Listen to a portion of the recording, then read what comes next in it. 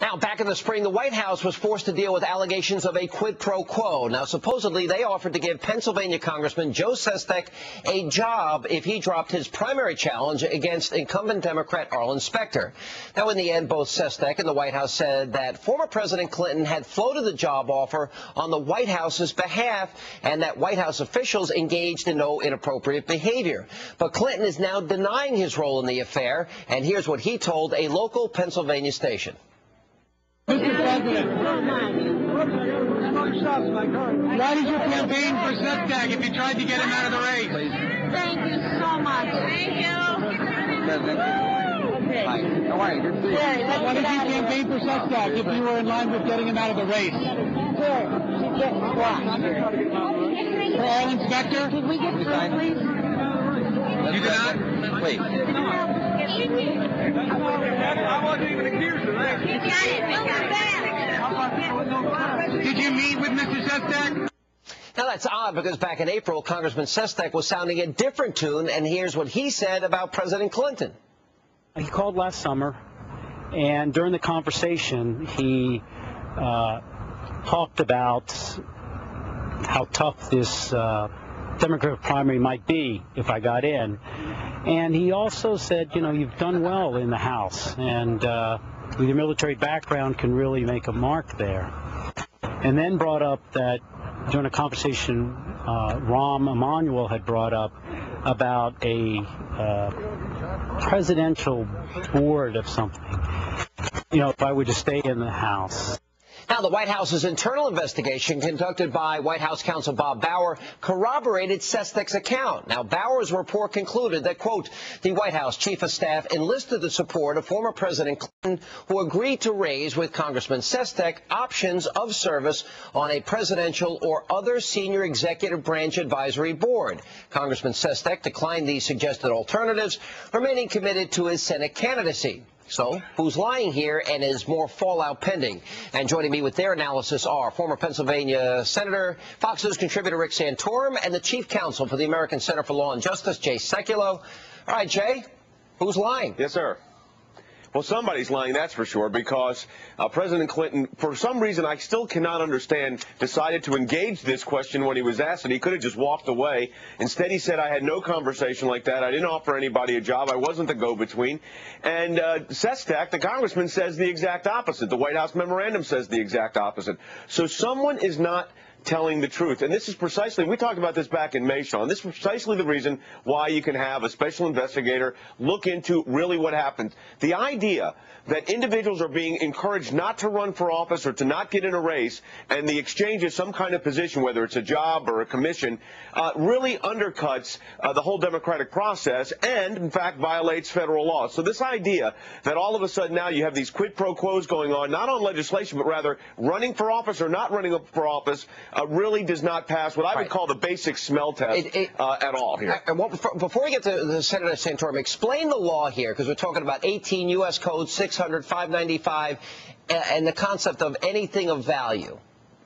Yeah, the idea is if you look at both 595, 600, 212, 201, what you see is the idea that anything of value, and by the way, that doesn't mean money necessarily. It could be a position, it could be an appointment to a commission, anything like that, and you forgive or decide not to run for that office or not to engage in a particular campaign violates the law for precisely this reason. The idea that you'd be buying people off, whether through promotions or jobs or office, undercuts, again, the whole idea of a democratic process. So that's why Congress passed that legislation. It almost seems tailor-made for this situation, quite frankly. And the unfortunate thing here is, Sean, someone is not telling the truth. And if you look at the legal analysis here, it falls under 3 different provisions. And I think someone needs to get to the bottom of this because, unfortunately, we've seen a bit of a practice on this in other contexts. There's a jury deliberating in Chicago right now. Very similar situation. Boy, and Senator, that's the point here. It seems so much like what we're witnessing, although we've got some jury problems in the Blagojevich trial here. But, if we're talking about a presidential or other senior executive branch advisory position, who am I to think that might be considered something of value to get out of a race, Senator? Well, let's just sort of review the bidding here. When Joe Sestak first surfaced this idea, he said he was offered a job. Yeah. He didn't say he was offered a position. He was offered a role. He said he was offered a job. Now, you can call that position that the White House says they offered a lot of things. You can't call it a job. It was a commission. In fact, it's a commission that members of Congress can't even serve on. So the idea that Joe Sestak originally says he was offered a job to get out, and then throughout the rest of the primary campaign, you got to remember this, he refused to give any details. He was tight-lipped about what he reiterated, I was offered a job, but never gave details, and waited until the administration came forth with their spin, if you will, their defense on what this was, and then said, oh yeah, that's it, and then sort of parroted what Bauer's memo said. And I think what you're seeing here is that what really happened and what they concocted to happen, using Bill Clinton as the intermediary, may very well be two different things. Senator, this is amazing to me, what they're talking about here, because, it's who's more likely to lie here? Sestak said definitively they offered him a job. Then out he waited to see what the White House's defense was. They came up with this cockamamie idea, which is still a thing of value. It still would be a violation of law. Right. Is he likely to lie, or in my mind, it seems like Bill Clinton, or sort of the third party in this who has nothing to gain. Yeah. Here's the guy that says, no, I didn't do any of that, and you sort of wonder, well, who's telling the truth here now? All right, now, and Jay, this goes to what is the heart of what we're looking at in the Blagojevich case here? Pay to play. We're looking at something of value to get out of a race. Because and the big, I think, explosive detail that came out of the Blagojevich case was the idea that the Obama administration said they did not lobby for the candidate that they wanted. There was sworn testimony in the case that contradicted their public statements. Well, I'm going to pick exactly correct, and it's exactly what's at stake in the trial right now in Chicago. That jury's deliberating, deadlocked apparently on a number of the counts, but it's exactly the same situation. And I want to pick up exactly what Rick just said.